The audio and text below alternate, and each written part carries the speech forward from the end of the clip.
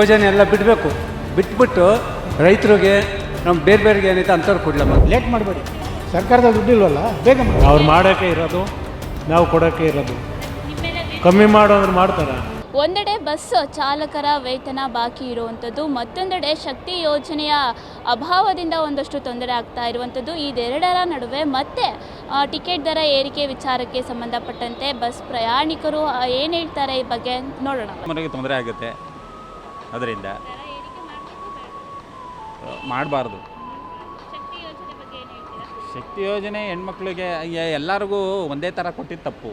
ಏನು ಅಂದರೆ ಇವಾಗ ಸೌಕರ್ಗೆ ಬಡವ್ರಿಗೆ ಇದಾಗೋಯ್ತು. ಇವಾಗ 50,000 ಸಂಬಳ ತೊಗೊಂಡವರು ಆಧಾರ್ ಕಾರ್ಡ್ ತೋರಿಸ್ತಾರೆ, ಅದು ತೊಗೊಳೋದು ತಪ್ಪಲ್ವಾ? ಬಡವ್ರು ಕೊಡಲಿ, ಎಲ್ಲ ಬಡವ್ರು ಕೊಟ್ಟರೆ ಏನೋ ಅವ್ರಿಗಾದ್ರೆ ಪ್ರಯೋಜನ ಆಗುತ್ತೆ. ಈ ಥರ ಮಾಡೋದು ಭಾರಿ ತಪ್ಪೆ.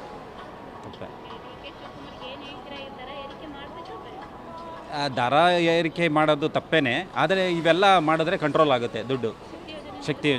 ಶಕ್ತಿ ಯೋಜನೆ ಏನು ಇರಬೇಕು, ಬಡವ್ರು ಕೊಡಲಿ. ಸೌಕರ್ಯಗಳಿಗೆ ಇವಾಗ ಸಂಬಳ ಬರೋರಿಗೆ, ಆಮೇಲೆ ಸೌಕರ್ಯಗಳಿಗೆ ಎಲ್ಲ ಕೊಡೋದು ತಪ್ಪೆ. ರೇಟು ಬೇರೆ ಜಾಸ್ತಿ ಮಾಡಿದ್ದಾರೆ.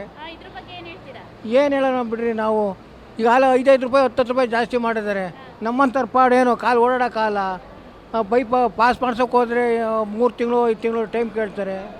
ಏನು ಮಾಡೋಕ್ಕಾಗಲ್ಲ. ಹಿಂಗೆ ಆಯ್ತು.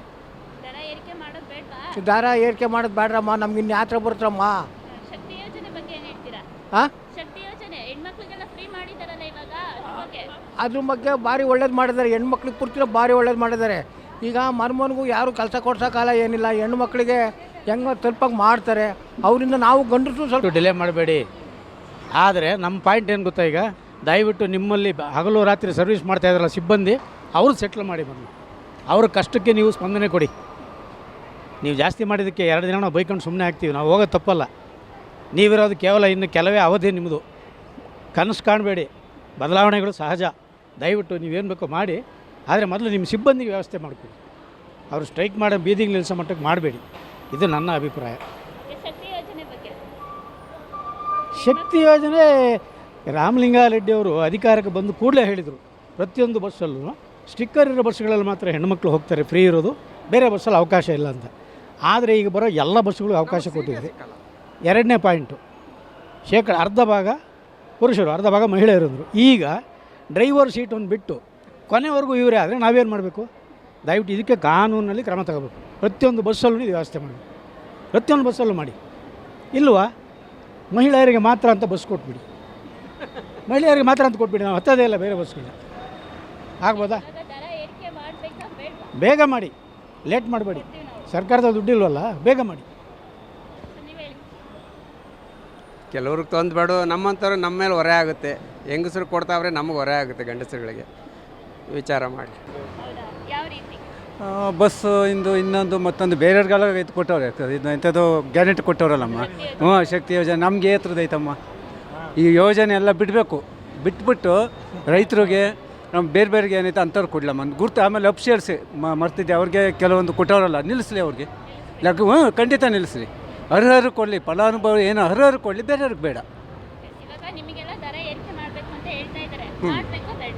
ಬೇಡಮ್ಮ, ಈಗಲೇ ಸುಸ್ತಾಗಿದೆ, ಇನ್ನು ಯಾಕಮ್ಮ ಬೇಡ.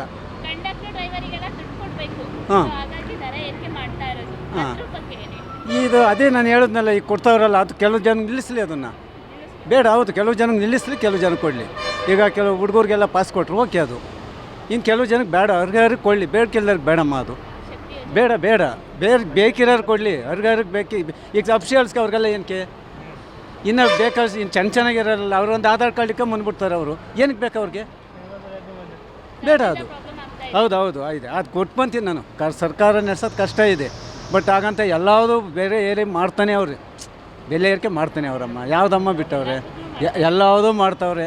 ಅದು ಬೇಡ. ಇಂಥ ಯೋಜನೆ ನಿಲ್ಲಿಸಲಿ, ಯಾರು ಬೇಕಿರೋ ಅಂತ ಮಾಡಲಿ, ಬೇಕಿಲ್ಲ ಬೇಡ. ಹೇಳೋಣ, ಈ ಗ್ಯಾರಂಟಿ ಯೋಜನೆಗಳಲ್ಲಿ ಶಕ್ತಿ ಯೋಜನೆ ಬಸ್ ಫ್ರೀ ಕೊಟ್ಟಿದ್ದಾರಲ್ಲ ಲೇಡೀಸ್ಗೆ, ವಯಸ್ಸಾದರಿಗೆ ಕೊಡಲಿ ಅನ್ನೋ ಉದ್ದೇಶ. ಯಾರಿಗಾರಾಗಲಿ ವಯಸ್ಸಾದವರಿಗೆ 70 ವರ್ಷ ಮೇಲ್ಪಟ್ಟು ಹೆಂಗಸರು ಗಂಡಸರು ಎಲ್ಲರಿಗೂ ಕೊಡಲಿ, ತಪ್ಪೇನು? ಬರೀ ಲೇಡೀಸ್ಗೆ ಅಂತ ನನ್ನ ಭಾವನೆ. ಅಲ್ಲೂರ ಅವ್ರು ಕೊಡಲಿ, ವಯಸ್ಸಾದವ್ರಿಗೆ ಕೊಡಲಿ, ಹುಡುಗರಿಗೂ ಅಲ್ಲ, ವಿದ್ಯಾರ್ಥಿಗಳು ಕೊಟ್ಟಿದ್ದಾರೆ, ಓಕೆ, ಅದರದ್ದೇನು ಸಮಸ್ಯೆ ಇಲ್ಲ. ಹೆಣ್ಮಕ್ಳಿಗೆ ಬೇಡ ಅಂತಲ್ಲ, ಒಟ್ಟಿನಲ್ಲಿ ವಯಸ್ಸಾದರೆ ಅವ್ರಿಗೂ ಕೊಡಿ ಲೇಡೀಸ್ಗೂ ಕೊಡಿ ಜೆಂಟ್ಸ್ಗೂ ಕೊಡಿ ಇರೋದು ನಾವು ಕೊಡೋಕ್ಕೆ ಇರೋದು. ಕಮ್ಮಿ ಮಾಡು ಅಂದ್ರೆ ಮಾಡ್ತಾರಾ? ಏನು ಮಾಡಲ್ಲ, ಅವ್ರ ಕೈಲಿ ಏನು ಆಗೋದು ಇಲ್ಲ. ಸುಮ್ಮನೆ ಕಿತ್ತಾಡೋದು, ಡೆಲ್ಲಿಗೆ ಹೋಗೋದು ಬರೋದು, ನಮ್ಗೆ ಆ ಖಾತೆ ಈ ಖಾತೆ ಬರೀ ಇದ್ರಾಗ ಇನ್ನೊಂದು 6 ವರ್ಷ ಕತೆ ಹಾಕ್ತಾರೆ. ಇದೇ 3 ವರ್ಷ ಬರೀ ಇದೇ ಆತ ಅವ್ರದ್ದು. ಏನು ಮಾಡೇವ್ರಿ? ಯಾವ್ದು ಉದ್ಧಾರ ಮಾಡೇವ್ರಿ? ಯಾವ್ದು ಬಗೆಹರ್ದೈತೆ ಹೇಳ್ರಿ?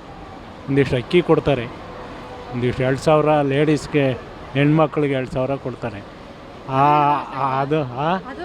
ಅದು ಕೊಡಲ್ಲ, ಏನೂ ಮಾಡಲ್ಲ. ಇವ್ರ ಕೈಲಿ ಏನೂ ಆಗೋದೇ ಇಲ್ಲ. ನಾವು ಅಡ್ರೆಸ್ ಕೊಡ್ತೀವಿ ಬೇಕಾರೆ, ಇಂಥ ಮನುಷ್ಯ ಹಿಂಗೆ ಹೇಳ್ದ ಅಂತ ಕೊಡ್ರಿ ಅವ್ರಿಗೇನ. ಇವತ್ತಲೇ ನಾವು ಹೇಳ್ತೀವಿ, ಅವ್ರ ಎದುರಿಗೆ ಮುಂದೆ ನಿಂತ್ಕೊಂಡು ಹೇಳ್ತೀನಿ ಬೇಕಾದ್ರೆ ನಾನು. ಈಗ ಇರೋದೇ ಜಾಸ್ತಿ ಇದೆ. ಎಲ್ಲ ಹಳ್ಳಿಯಿಂದ ಹೋಗೋರಿಗೆಲ್ಲ ತುಂಬ ತೊಂದರೆ ಇದೆ. ಈಗಿರೋ ರೇಟೇ ಜಾಸ್ತಿ ಅಂತ ಹೇಳ್ತಾರೆ. ಜಾಸ್ತಿ ಮಾಡೋದು ಯಾರಿಗೂ ಇಷ್ಟ ಇಲ್ಲ. ಕಡಿಮೆ ಆದರೆ ಅಡ್ಡಿ ಇಲ್ಲ. ಇನ್ನೂ ಕಡಿಮೆ ಆಗಬೇಕು. ಹೆಚ್ಚಿಗೆ ಮಾಡೋದ್ರಲ್ಲೇ ಇದ್ದಾರೆ. ಕಡಿಮೆ ಮಾಡಬೇಕು.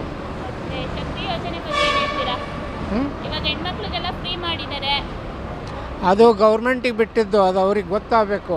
ಅದನ್ನು ಮಾಡಿದ್ರೆ ಯೂಸ್ ಐತೆ ಅಥವಾ ಯೂಸ್ ಇಲ್ಲ ಅನ್ನೋದು ಅವ್ರಿಗೆ ಗೊತ್ತಾಗಬೇಕು. ತುಂಬ ಜನಕ್ಕೆ ತೊಂದರೆ ಆಗುತ್ತೆ. ಸೀನಿಯರ್ಸಿಗೆ ತೊಂದರೆ ಆಗುತ್ತೆ, ಶಾಲಾ ಮಕ್ಕಳಿಗೆ ತೊಂದರೆ ಆಗುತ್ತೆ. ಅದು ಸರ್ಕಾರಕ್ಕೆ ಗೊತ್ತಾಗಬೇಕು. ಅವರೇ ಏನಾದರೂ ನಿರ್ಧಾರ ಮಾಡಬೇಕಾಯ್ತು. ಇಷ್ಟೊತ್ತಿಗೆ ಅವ್ರು ಯಾಕೋ ಅದನ್ನು ಮುಂದುವರಿಸ್ತಾ ಇದ್ದಾರೆ. ಅವರಿಗೆ ಸರಿ ಅನಿಸಿರ್ಬೇಕು, ಅವ್ರು ಮಾಡ್ತಾ ಇದ್ದಾರೆ. ಇದು ಭಾಳ ಜನಕ್ಕೆ ಅದು ಇಷ್ಟ ಇಲ್ಲ. ಅದನ್ನು ನಿಲ್ಲಿಸೋದು ಒಳ್ಳೆಯದು. ದರ ಏರಿಕೆನೂ ಕಡಿಮೆ ಆಗಬೇಕು. ಇಲ್ಲಿವರೆಗೆ ಬರೀ ಹೆಚ್ಚಿಗೆ ಮಾಡ್ಕೊತಾನೆ ಬಂದಾರೆ. ಅದರಿಂದ ಮಧ್ಯಮ ವರ್ಗಕ್ಕೆ, ಸೀನಿಯರ್ಸ್ಗೆ ಭಾಳ ತೊಂದರೆ ಆಗುತ್ತೆ. ನೋಡಿರಲ್ಲ ವೀಕ್ಷಕರೇ, ಇದಿಷ್ಟು ಕೂಡ ತುಮಕೂರಿನ ಜನರ ಮಾತಾಗಿರುವಂಥದ್ದು. ಒಂದಿಷ್ಟು ಜನ ದರ ಏರಿಕೆಯನ್ನು ಮಾಡಬೇಕು ಅಂತ ಹೇಳಿಕೆಯನ್ನು ಕೊಡ್ತಾ ಇದ್ದಾರೆ. ಮತ್ತಷ್ಟು ಜನ ದರ ಏರಿಕೆಯಿಂದ ನಮಗೆ ಪ್ರಾಬ್ಲಮ್ ಆಗ್ತದೆ ಅಂತ ತಮ್ಮ ಅಭಿಪ್ರಾಯವನ್ನು ವ್ಯಕ್ತಪಡಿಸ್ತಾ ಇರುವಂಥದ್ದು. ಕ್ಯಾಮ್ರಾ ಪರ್ಸನ್ ಅಜಯ್ ಜೊತೆ ರೂಪಾ, ತುಮಕೂರು, ಪ್ರಗತಿ ಟಿವಿ.